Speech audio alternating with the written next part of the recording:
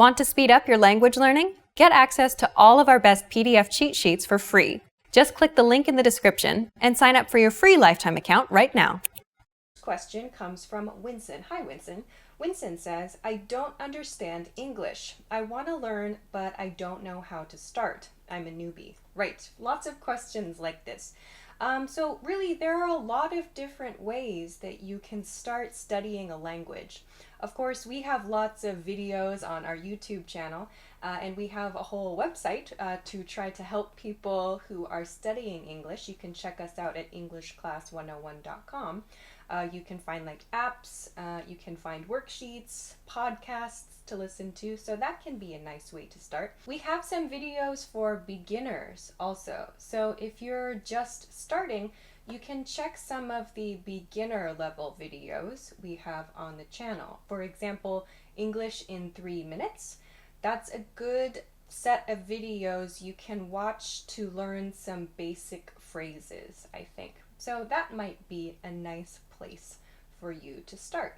But let's look at some other ideas for beginners specifically. 1. Join an English class in your city. 2. Get an English textbook and study at home. 3. Make a language exchange with an English speaker. 4. Study vocabulary with apps. Try out those. Those are a few ideas. Of course, you can always use our videos on the channel as well. So I hope that helps a little bit. I'm sorry. Where do we use wanna and gonna and how? This question is about the casual contracted forms of want to and going to. So want to becomes wanna, going to becomes gonna in casual speech. We use them in exactly the same way we would use I want to, I'm going to, he wants to, she wants to, he's going to, she's going to.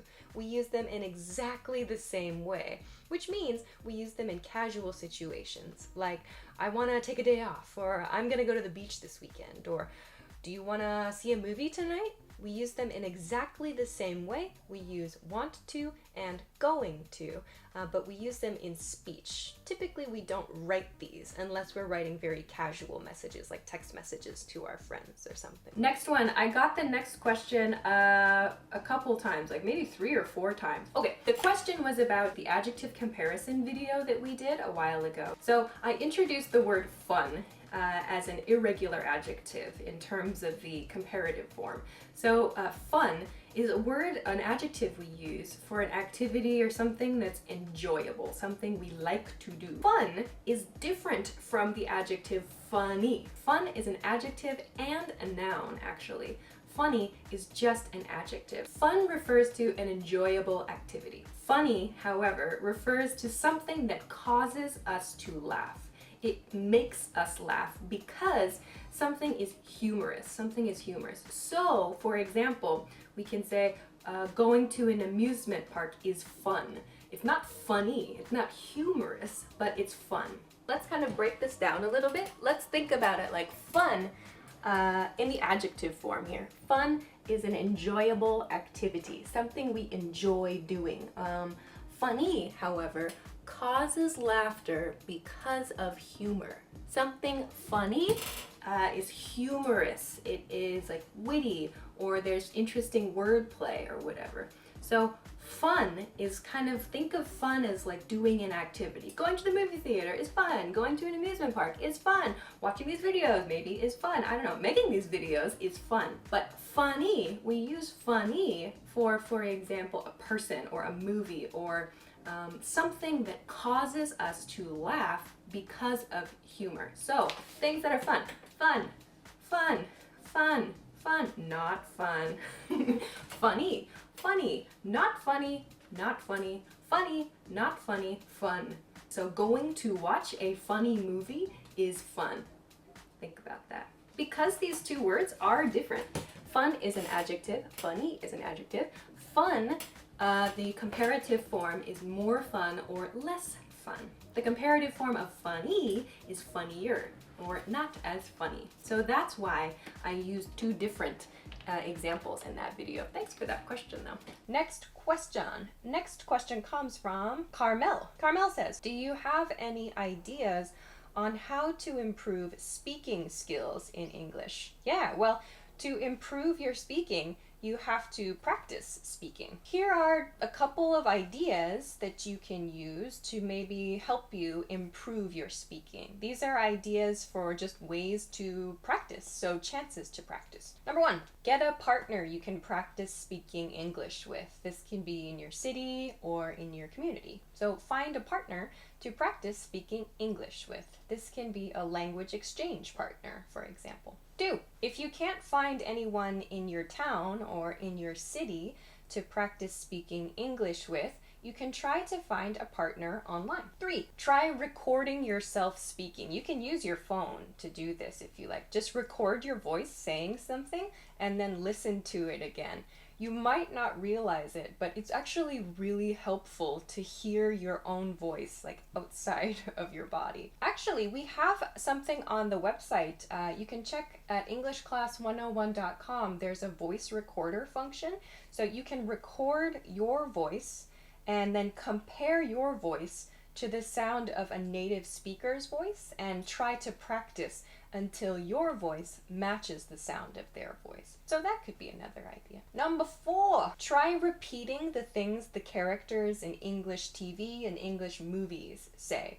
So if you're watching TV, if you're watching a video online, if you're listening to music, something in English, try to repeat the thing you hear. So not only listening, but try to practice saying the things the characters or the artists are saying too. Number 5, kind of a strange suggestion maybe, but try talking to yourself in English. Actually, I do this a lot. I'm studying Japanese and I talk to myself in Japanese from time to time. So that helps me a little bit, but helps me get comfortable just saying words, saying phrases too. So maybe that's helpful for you. Those are 5 ideas for what you can do to improve your speaking skills. Next question. Next question comes from Huang Sena. Huang Sina. I'm very sorry. I've never been to Japan. I've never been to Japan before. I've never eaten horse. I've never eaten horse before. My question is, if you put before at the end of those sentences, does it mean you are in Japan right now or you are eating horse right now? No, not necessarily. Think of before at the end of the sentence as before now.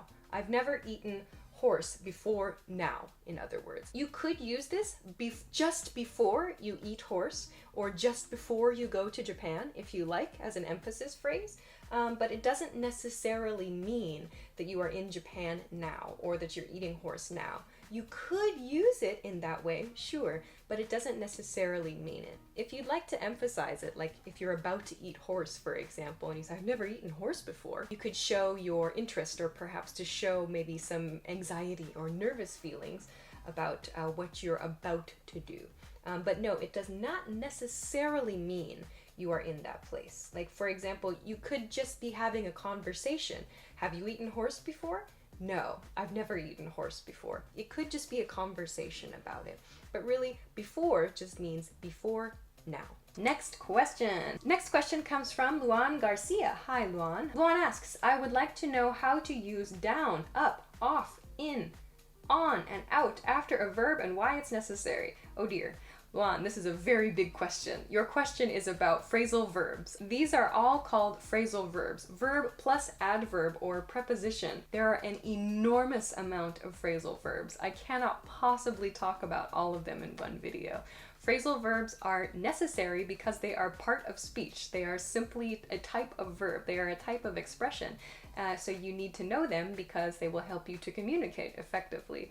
So if you want to know more about specific phrasal verbs, I would suggest checking a dictionary. Next question. Next question comes from Huang Jiang-ik. I'm very sorry. Which one is correct? I work out for 1 to 2 hours a day. I work out for 1 or 2 hours a day.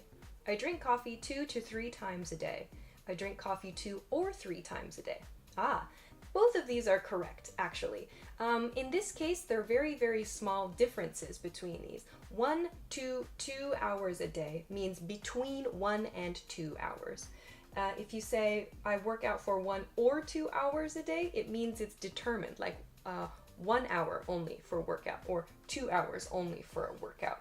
So the difference here is, are you determining, are you deciding 1 hour or 2 cups of coffee or 3 cups of coffee? Or is it between those two amounts? So using 1 to 2 or 2 to 3 means between those two amounts. Using or shows it's either A or B, but not between those two. This is the difference between to and or. Next question. Next question comes from Bowie Dente. Bowie Dente. Very sorry. Bowie Dente asks, when can I use ever in a present perfect sentence? Like, I have ever. Ever means at any time or at all times. You can use ever when you're asking a question, like, have you ever, blah, blah, blah. Have you ever been to France? Have you ever eaten ramen? Have you ever taken a trip to the mountains? For example. We can use ever when making questions. That's one. But because ever means at all time or at any times, we may not use it to answer a question like that. Have you ever blah blah blah?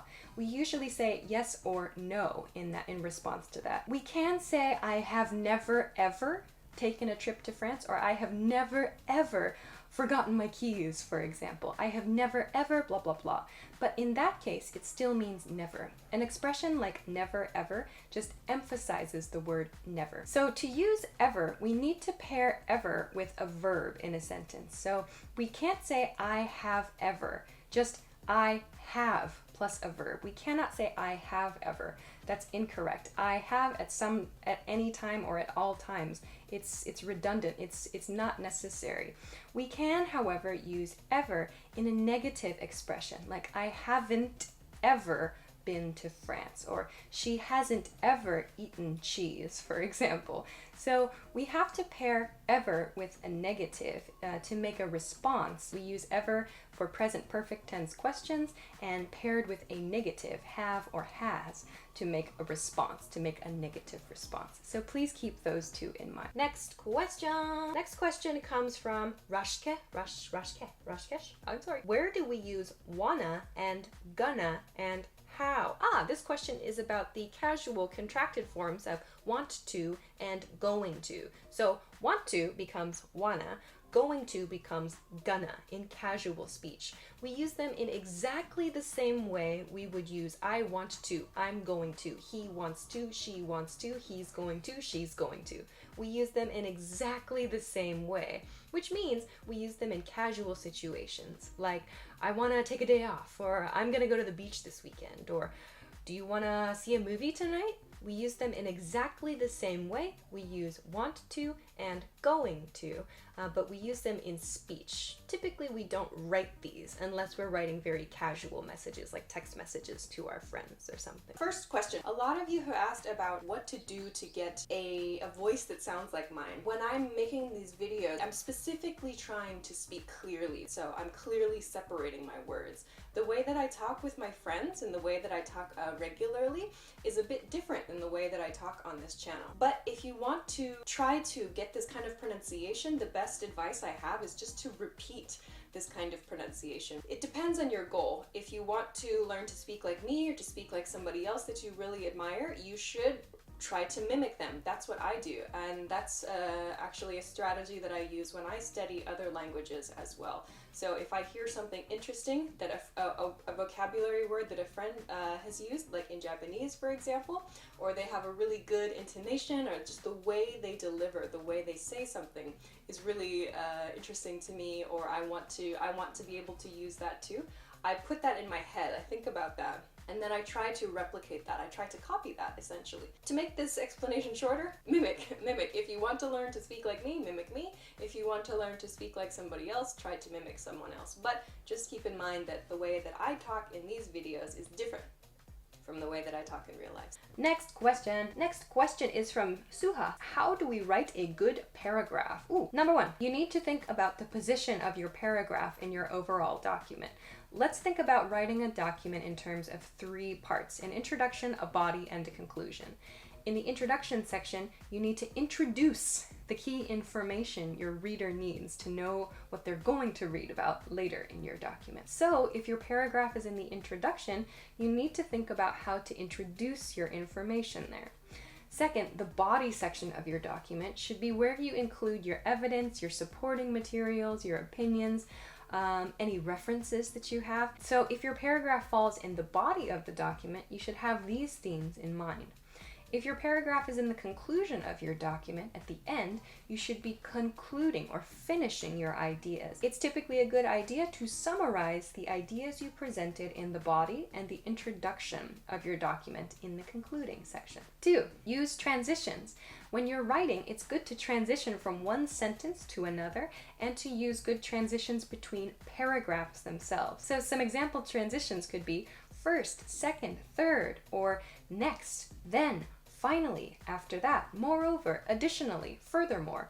So transitions help the reader connect the ideas that you're presenting in your writing. 3. Avoid trying to include too much information in one sentence.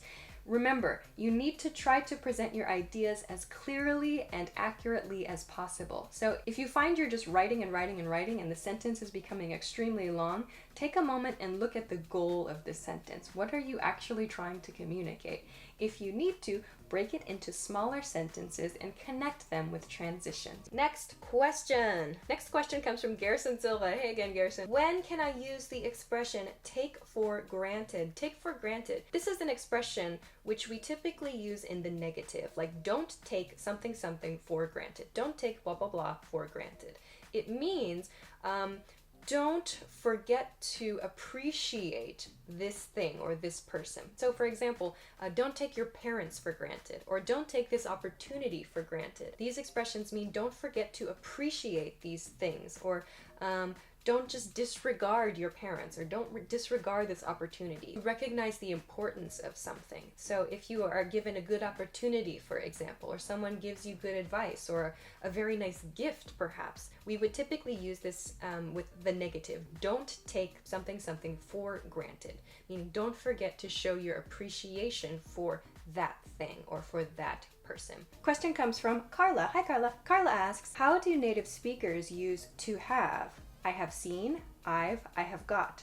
Formal and informal. Sure, we use the verb to have for a lot of different meanings. There's a grammatical function for the verb have when we pair it with the past participle form of a verb, like I have plus past participle to make the present perfect tense, or I had plus past participle to make the past perfect tense. So there's that kind of grammatical function of the verb have. However, if you just want to use the verb have in everyday situations, like I have a phone, or I have a camera, or I don't have any money, for example, then to have in that case just means to own something or to hold something, to be keeping something.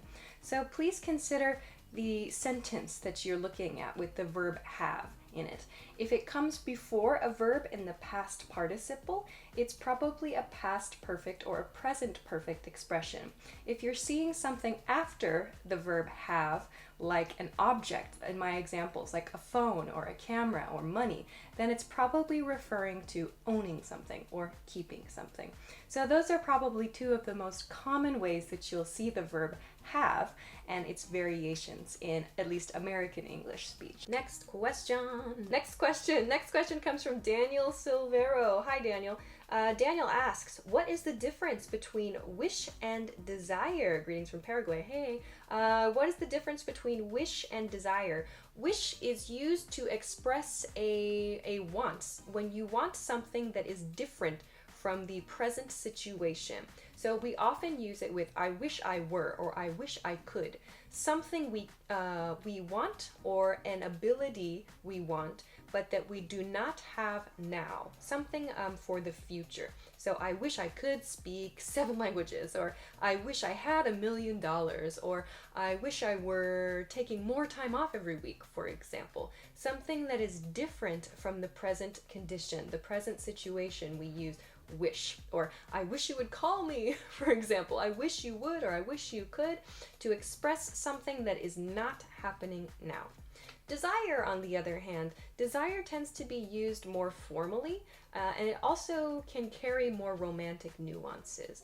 It's not used as much conversationally as the word wish is. Wish is used to express wants, things that we want that are not true now. Desire is used more in romantic situations, like to desire another person, or he desired more of her time, for example, but it sounds unnecessarily formal, I feel. You might use it in a more formal, like a business context, like our client desires more information about the situation. That could be a different use of the word desire, but in general, it sounds a bit more formal and a bit more romantically charged at times, depending on the situation when it's used. If you're talking about a person as well, like if you say, for example, I desire you, it sounds actually quite odd, at least in American English.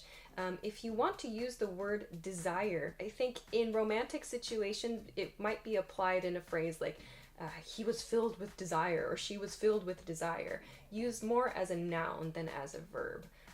So I would recommend not using desire so much to talk about your wants, as it can sound a little bit too formal or can give perhaps the wrong nuance to the situation.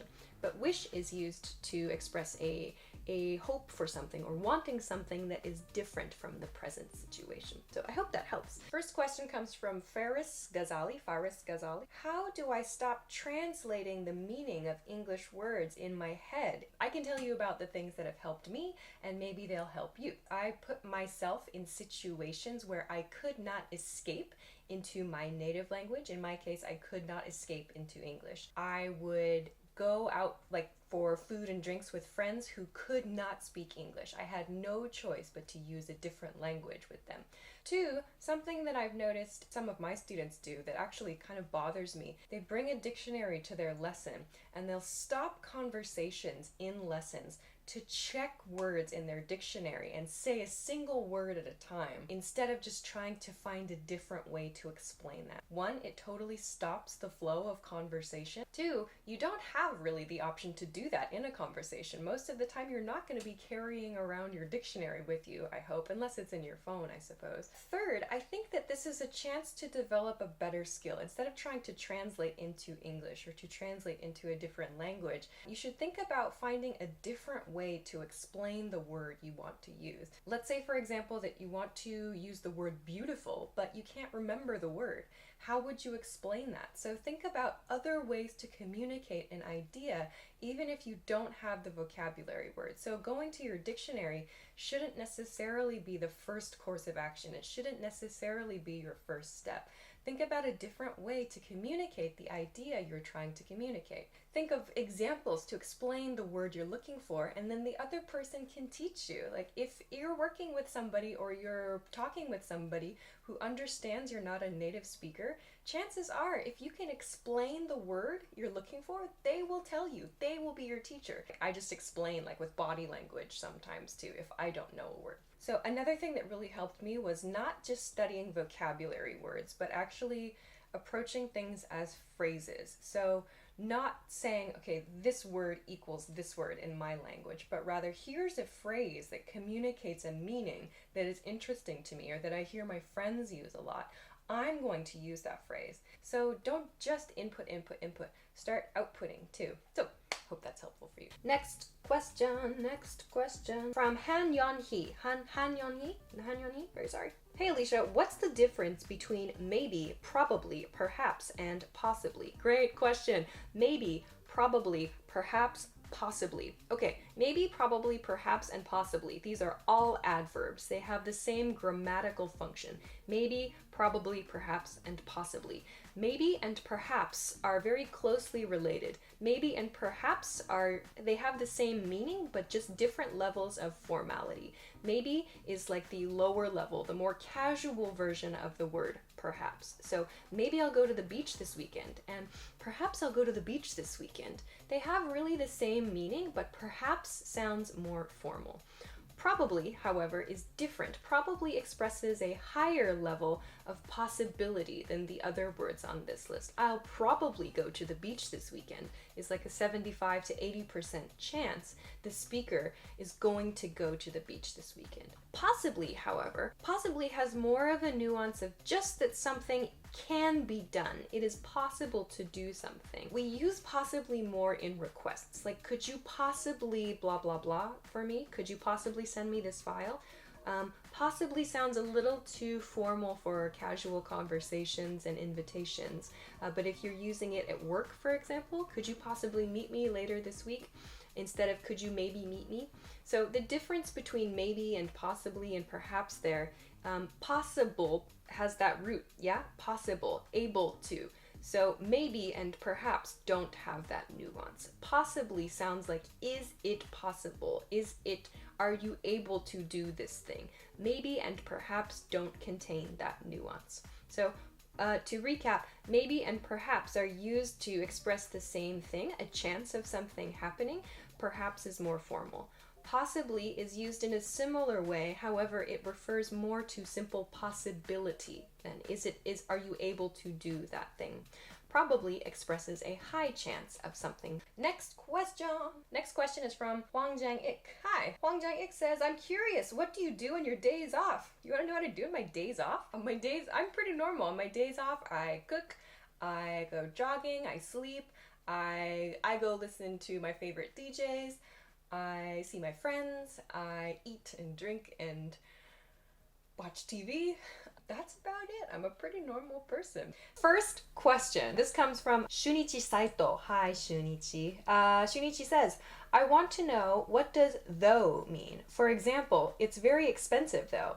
I see the word though at the end of a sentence very often. Yeah, a lot of you have sent this question in recently. So I talked in a previous episode of Ask Alicia about using the word though, Though, at the end of a sentence. It means but at the end of a sentence, and we use it kind of casually. So when you see the word though, Tho, it's like an even more casual version of though, Though, at the end of a sentence. So you'll see this a lot on like social media. You'll see this when you're on like Facebook or Twitter or Instagram. Text messages maybe. Though just means but at the end of a sentence. So in your example sentence, which was, it's really expensive though, it means it's really expensive but.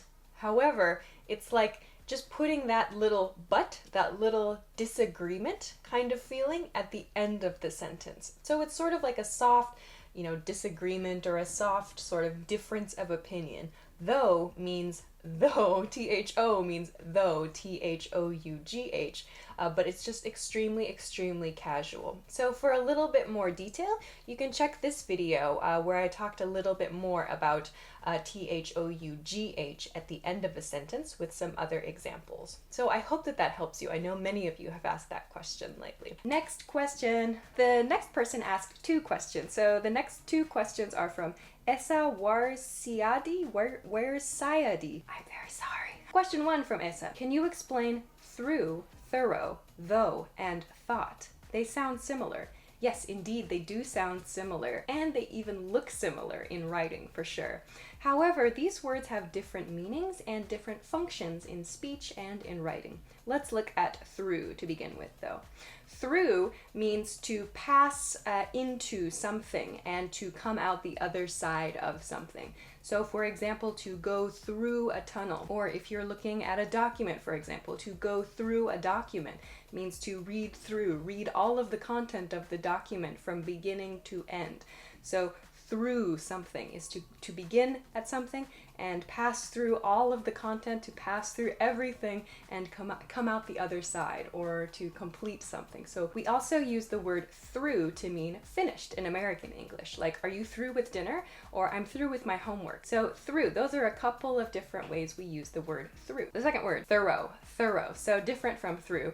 Thorough means comprehensive. Thorough means completely. Thorough means well done. It has typically a positive meaning. So, for example, she was very thorough in her explanation of the word through, or she was very thorough in her explanation of the word thorough.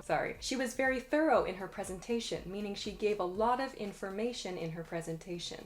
Thorough means well done, containing a lot of knowledge, a lot of information in something.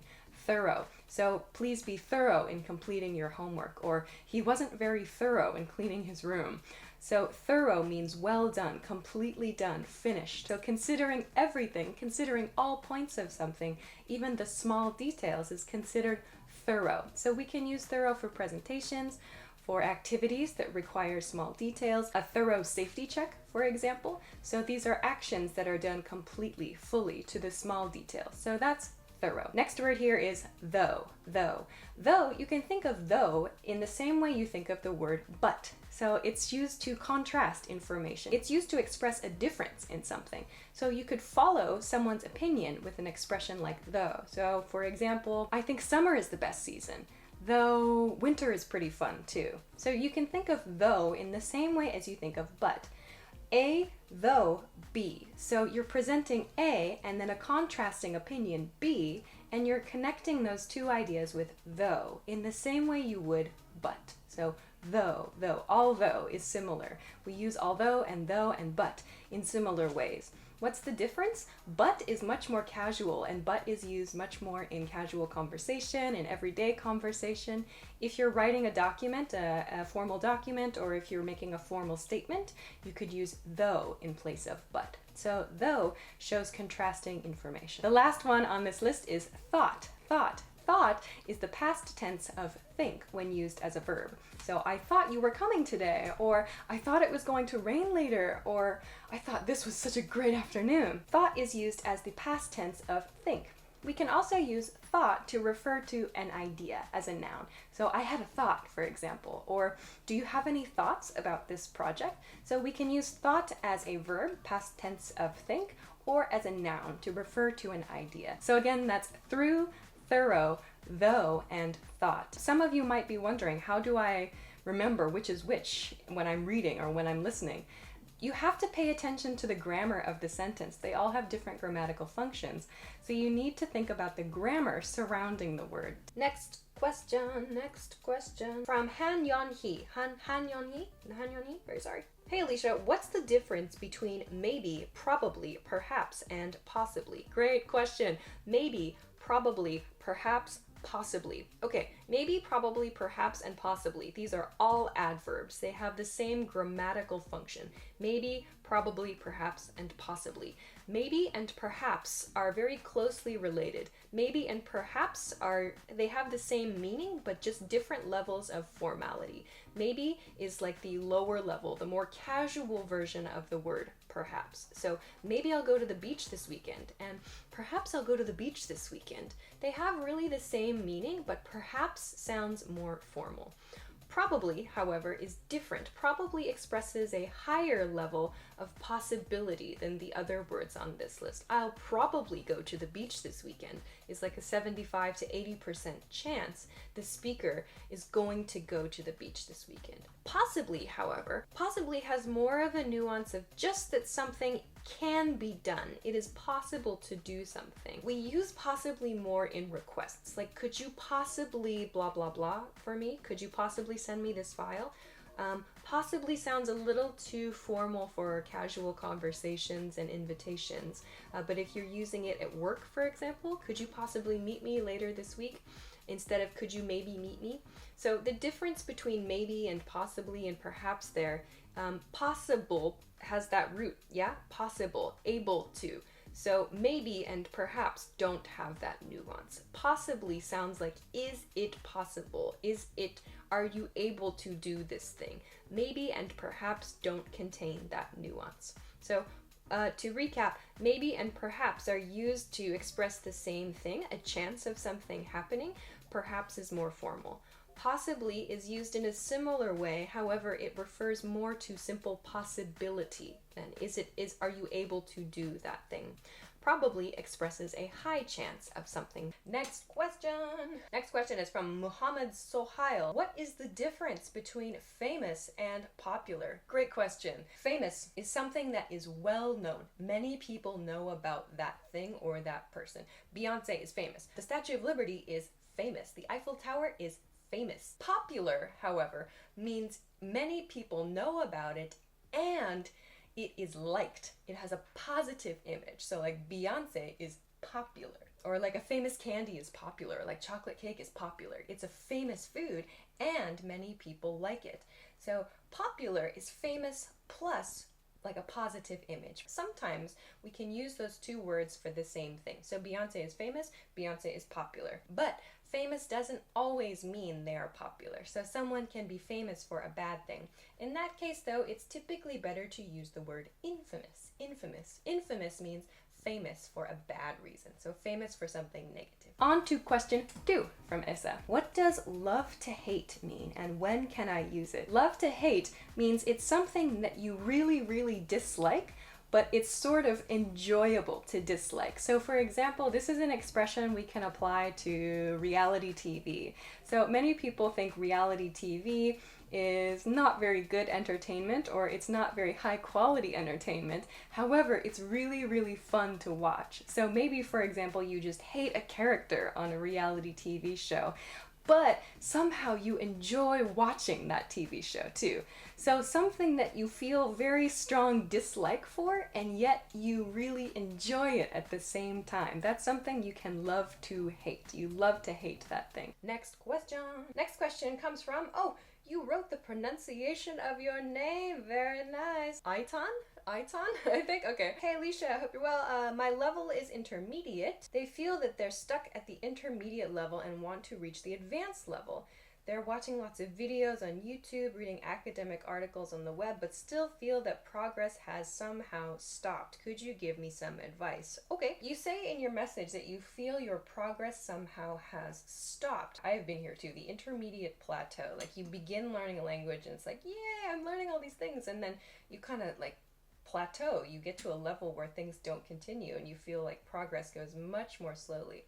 I would say in this case, first identify how you feel your progress has stopped. By that I mean, like, do you feel like your vocabulary is lacking? Or do you find that it's hard to listen to people and to understand what they're saying? Do you find it's hard to write?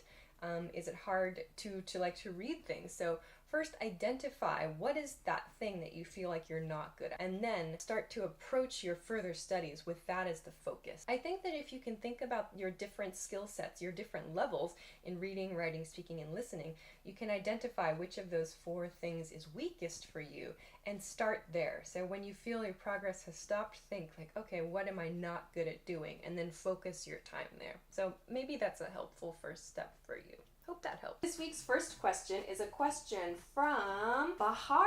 I'm very sorry. Hi Alicia, I'd like to learn about as and like. What's the difference between them? To begin with, like is a preposition. Remember, prepositions are words we use to show relationships to other words or to position the elements in a sentence. So for example, at and by and on are also prepositions.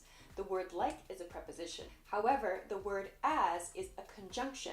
A conjunction is a word that connects elements in a sentence. So for example, and, but, or, for, so. These words are conjunctions. That's point 1. We use like and as to make comparisons. The general agreement on how to use like and as at this point in time is that if you are following the word like with a simple statement, like a noun phrase, you should use the word like.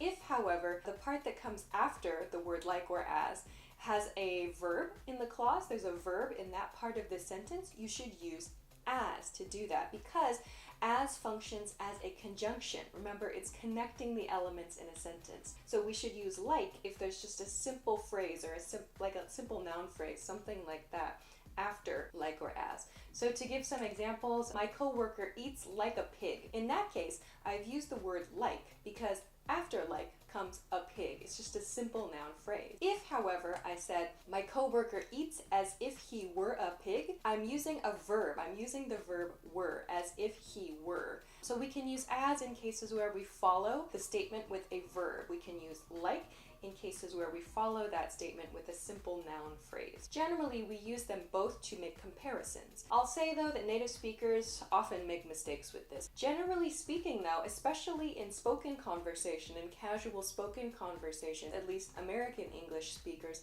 tend to use like more often than as in everyday conversation. I tend to use like. I rely on like heavily for my comparisons in everyday situations. It's like you were, it's like he was, it's like blah blah blah. As, I feel, is more common, at least among American English speakers, in writing. So you might see as if and as though. Both of those we can use to make comparisons. Like comes before a simple noun phrase, as is used before something containing a verb. Yeah, thanks for that question, Bahar. Next question. Next question comes from Kiara. Kiara asks, I'll help you studying and I'll help you to study. What is the correct one? Thanks. I'll help you something. I'll help you do this. So just the regular plain form of the verb, I would suggest, is probably the most natural choice. Thanks for the question, though. Next question comes from Sharif Ahmed. Okay. Should I use the singular or plural verb after colloquial names? For example, my team have won the match or has won the match. Okay, in this case, my team has won the match. My team has won the match. So use the singular form of the verb, like same as like he has or she has. My team has is the correct answer here. Next question. The next question is from Taylor. Taylor asks, which one sounds better? I read a newspaper every morning or I read the newspaper every morning. Nice question. This is a question about articles. This is just about being specific. If, for example, there's a specific newspaper that you want to read, like I read the ABC newspaper every morning, you should use the. If it's not important to you to be specific about a newspaper, and if you want to imply that you just read any newspaper every morning, you can use a newspaper. I read a newspaper every morning. Using the instead, though, shows that there's maybe a specific newspaper. Using the before newspaper in this case, though, sounds like there's a specific newspaper you read every morning. If you say, I read a newspaper every morning, it sounds like you just choose any newspaper that's available to you on that day and you read that newspaper.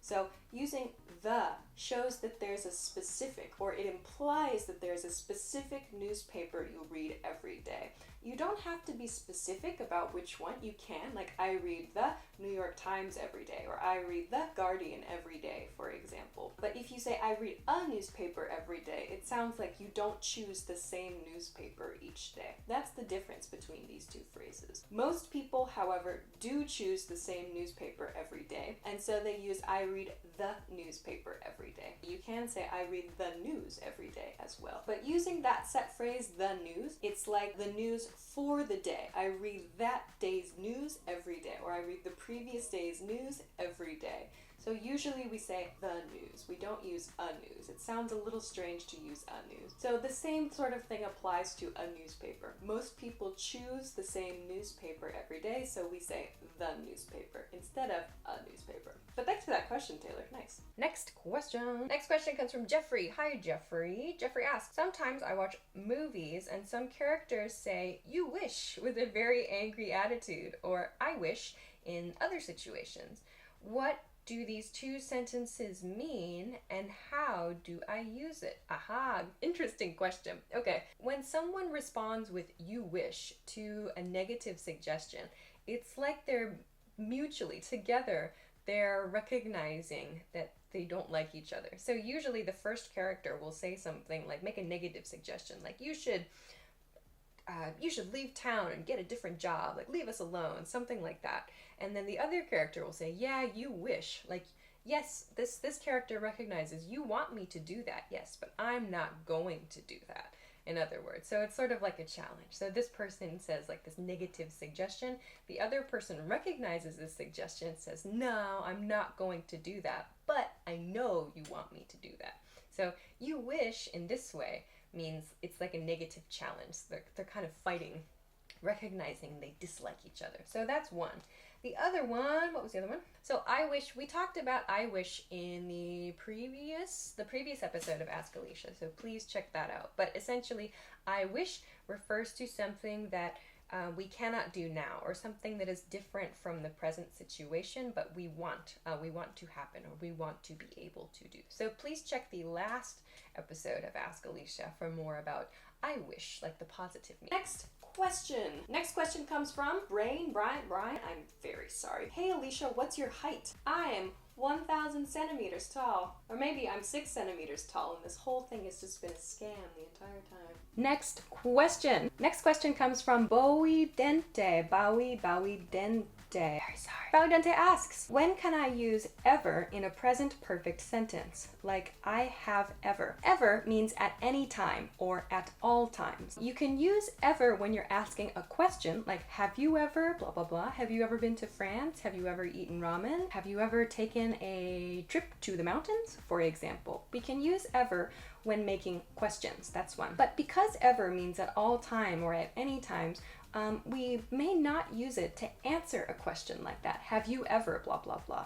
We usually say yes or no in response to that. We can say, I have never ever taken a trip to France, or I have never ever forgotten my keys, for example. I have never ever, blah, blah, blah.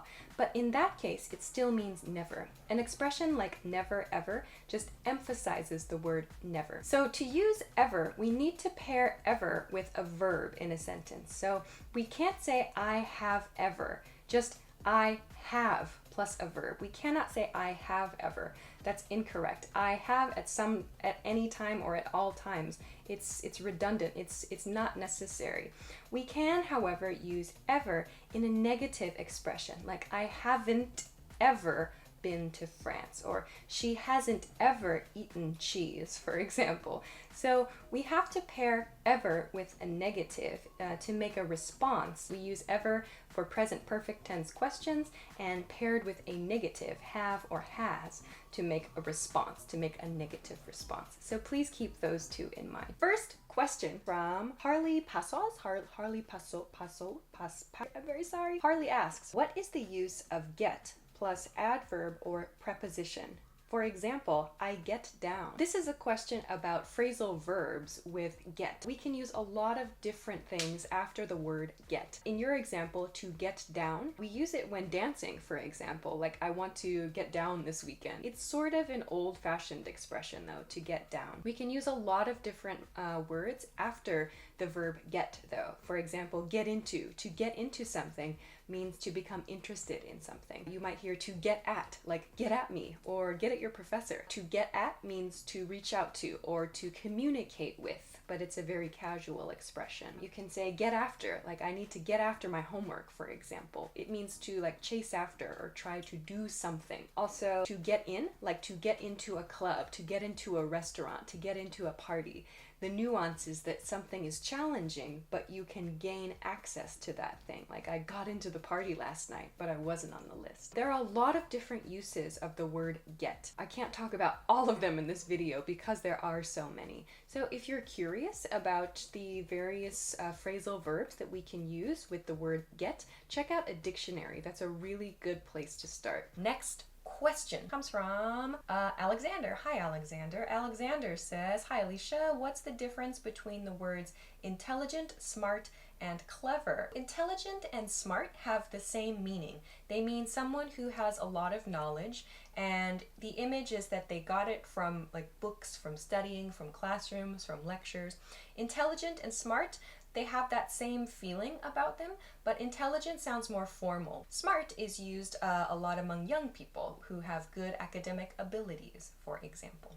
Clever also means that someone has a lot of knowledge, but the idea with clever, maybe they have knowledge from books and classes, yes, but their knowledge is from world experience. So they're really good with like people in situations, and they can think quickly maybe, and they have good ideas.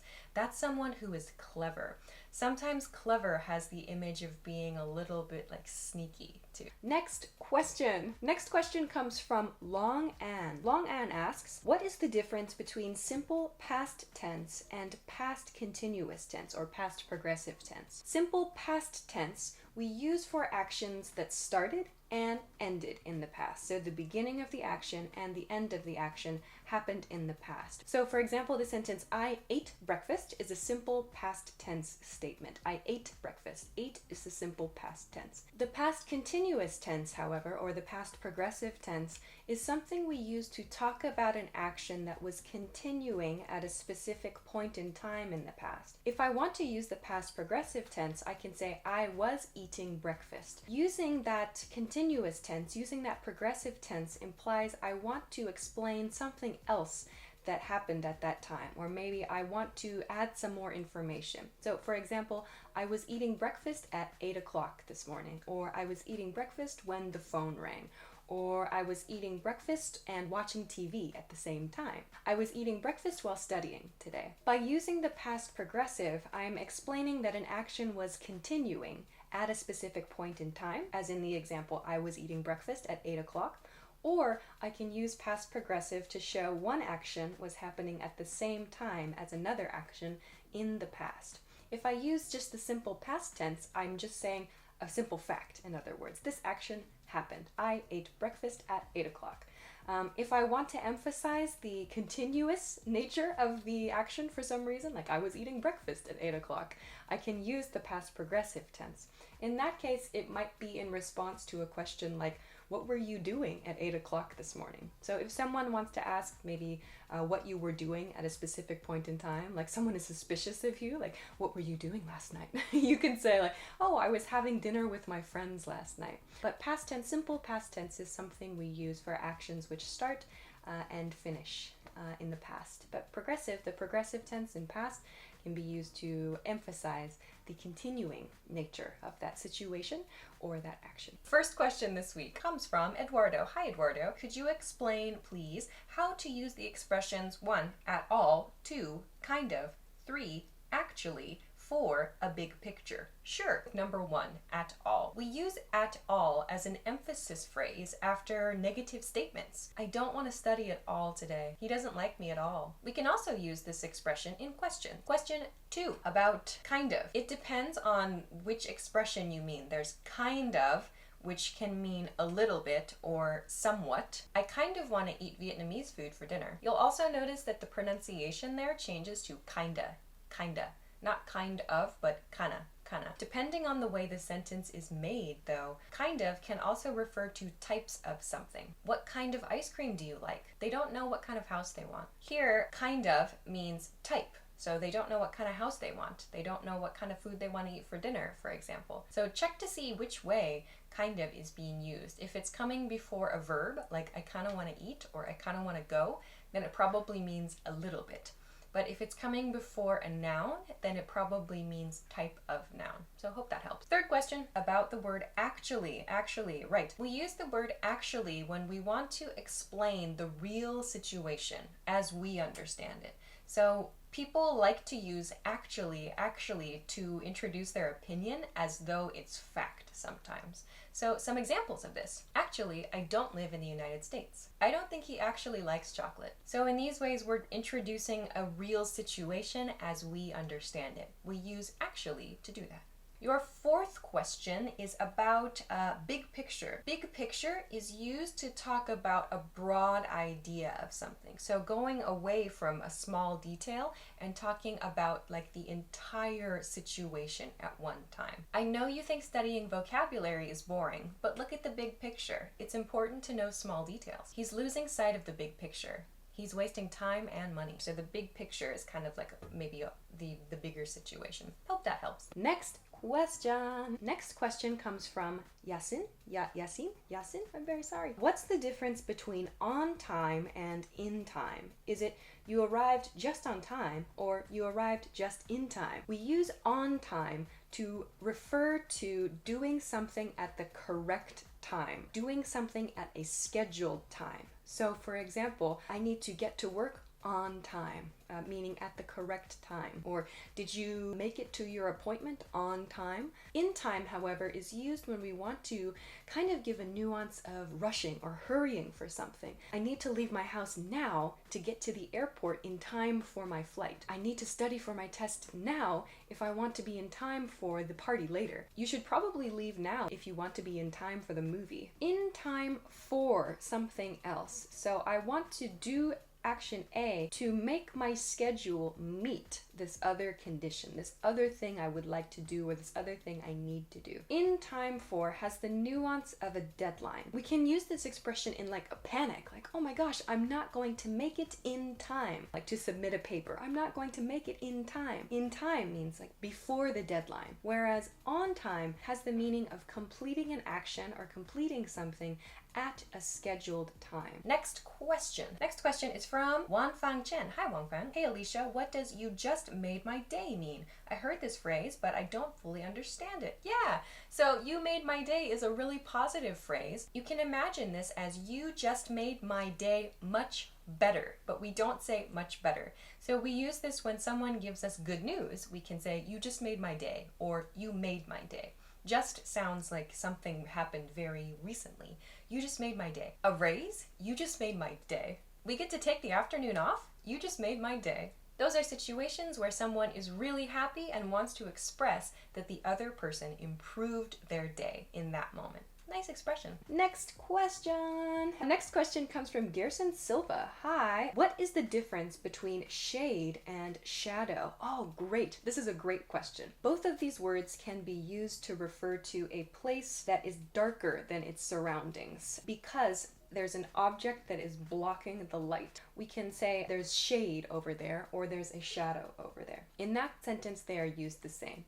However, shadow refers to the dark shape only. So a person can cast a shadow. We use cast, the verb cast, with a shadow. I cast a shadow when I stand in the sun, for example. Shade, however, as a noun, refers to or has the nuance of a kind of shelter.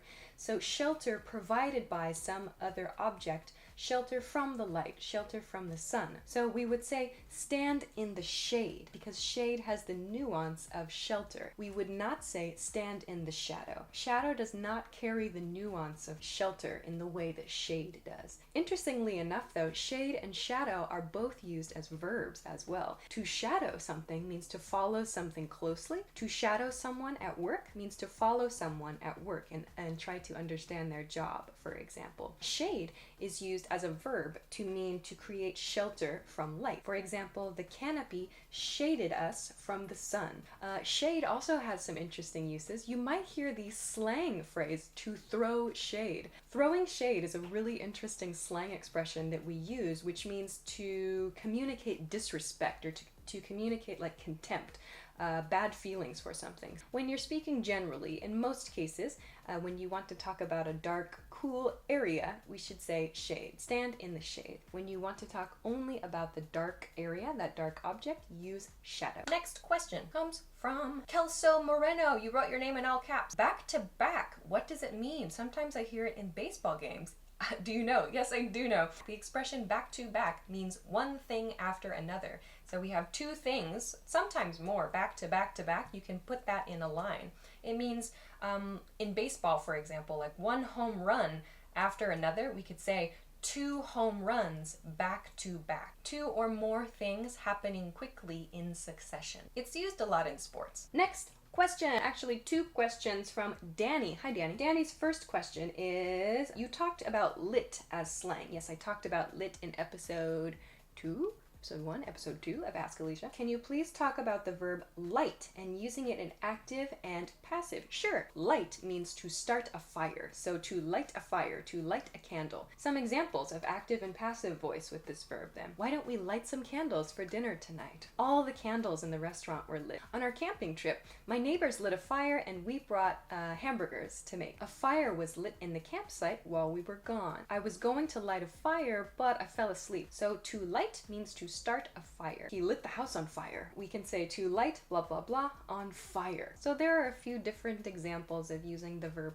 light in active and in passive, past tense, future tense as well. So I hope that that's helpful. Danny's second question, can you talk about ride and its uses? Like take someone for a ride. Can I take a ride? Ride is another verb that has a lot of different uses. You use the example, to take someone for a ride means to drive together with someone. To go for a ride has the nuance of doing something just for fun. It's just for fun. I want to take a ride to a location. I want to take a ride to the mountains this weekend or take a ride to the beach. But to take someone for a ride means to invite someone to drive somewhere with you in a car. That's one way to use ride. You can also say, give me a ride. Can you give me a ride? So this is a request expression. I don't have a car. My friend has a car. I want my friend to take me in their car to a location.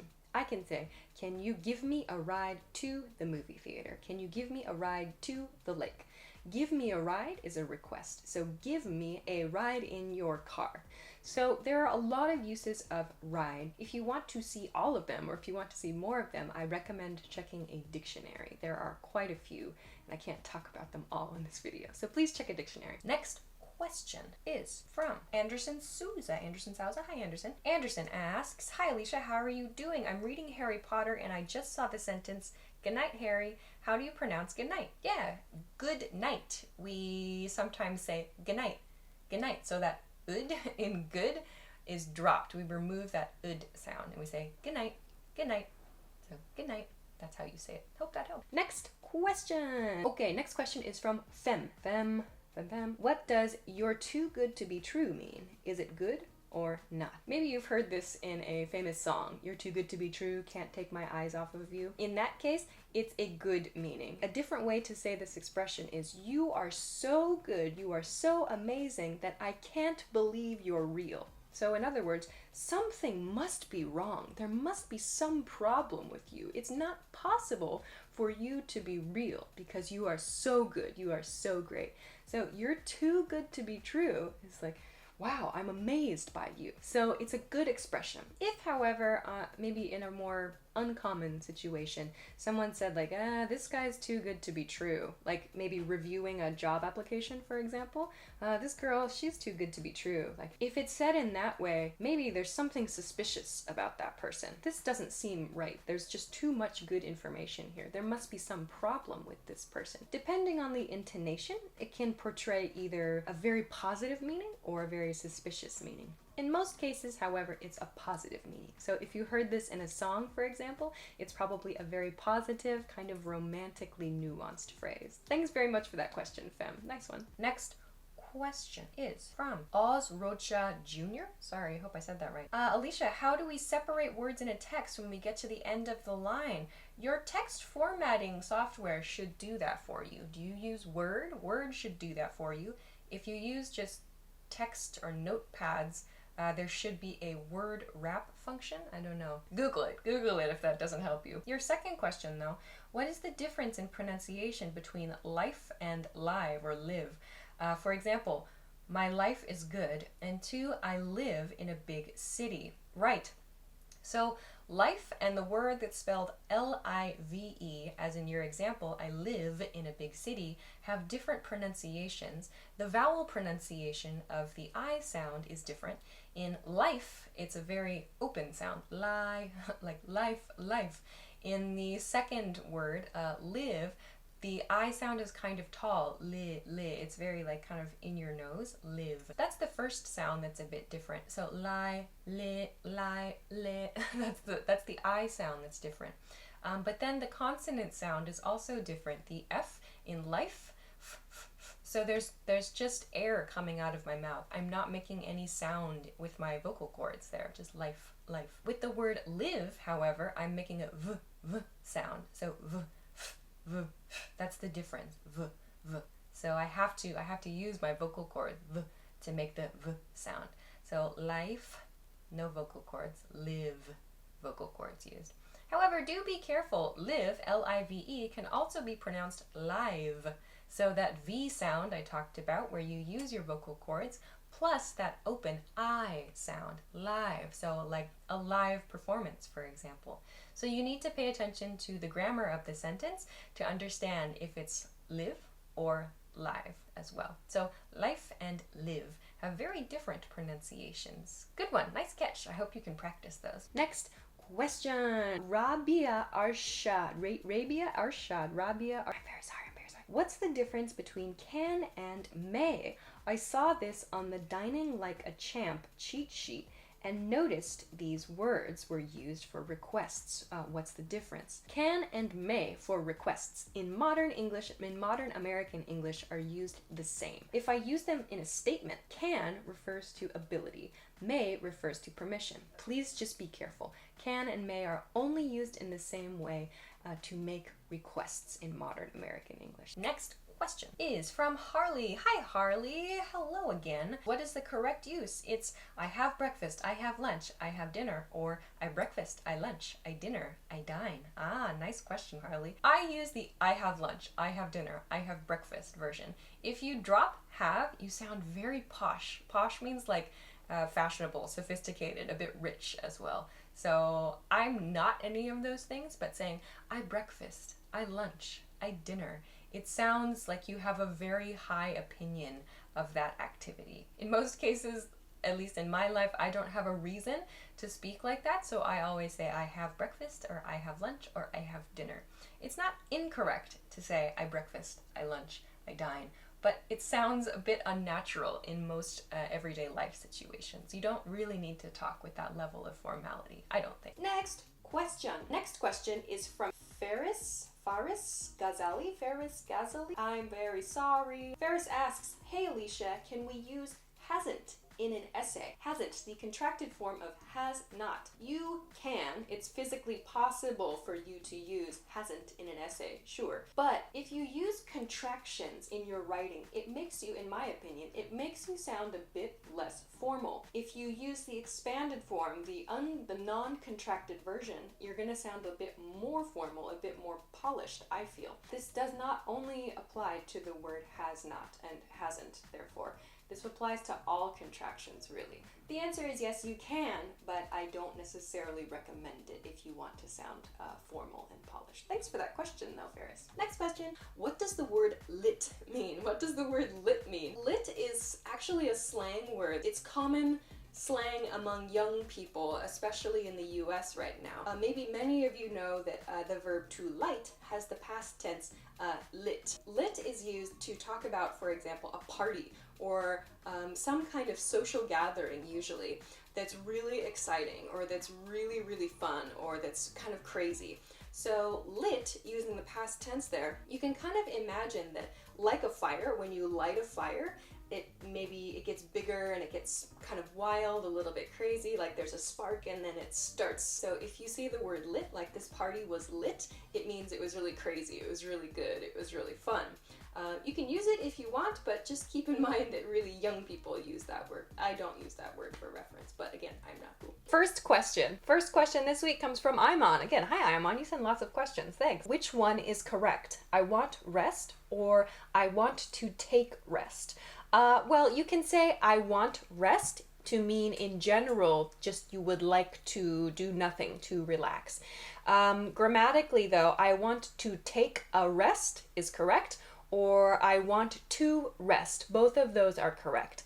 However, in American English, we don't usually say I want to take a rest. It's more common to say I want to take a break. I want to take a break, or let's take a break, or can we take a break? Something like that is more common. You can say I want to take a rest, but again, in American English, rest is less common. Next question. What is correct? I thought you were gone, or I thought you are gone. I thought you are gone.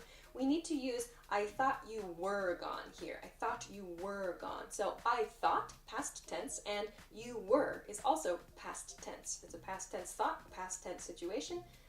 So please use past tense. Yeah. Next question from Gabriella. Hi, Gabriella. Hi, Alicia. What is the difference between used to and used to in fast speech? The difference in pronunciation. Yeah. Basically, when we're speaking quickly, or I suppose even not quickly, we tend to pronounce used to as used to. The grammar doesn't change, it's just the pronunciation changes because it's difficult to say used to very quickly. I used to is very difficult to say, so we just say used to instead. I used to use a smartphone. He used to play soccer. We used to cook every day. In each of these sentences, I contracted used to used to. I think actually in most cases we probably do say used to instead of used to, because it's quite difficult to say. Again, this shouldn't really cause any communication problems. Used to and used to have the same meaning, just different pronunciation. Next question, also maybe about were and was. Why do we use if I were and not if I was? This is a great question, and actually a lot of native speakers make mistakes with this. It's a small point, to be fair, but if you want to be correct, you should always use if I were. This is a grammar point. It refers to the subjunctive mood. The subjunctive mood. An explanation of subjunctive is a bit beyond the scope. It's a bit much for this video. But we will always use if I were. When the subject there is I in the conditional, if I were, we always use were. You will hear native speakers say if I was, if I was. If you want to be extremely strict and extremely nitpicky, were is actually the correct one. But if you use was, if you make a mistake and you use was, you will still be understood. So, but yes, this is related to the subjunctive mood in English. Next question from Suinte, hope I said that right. Suinte says, hi Alicia, which word do you prefer using as an American? America, the United States of America, the US, the USA, or the States. I only started using America to refer to my country when I moved to Japan because the people around me used the word America to refer to the country. But I think before that I said the US. I used the US. People would say, where are you from? The US. Why did I use the US? Because it's short and easy to say, the US. I don't want to say the United States of America. It sounds long to me. Thanks for the question. Great work.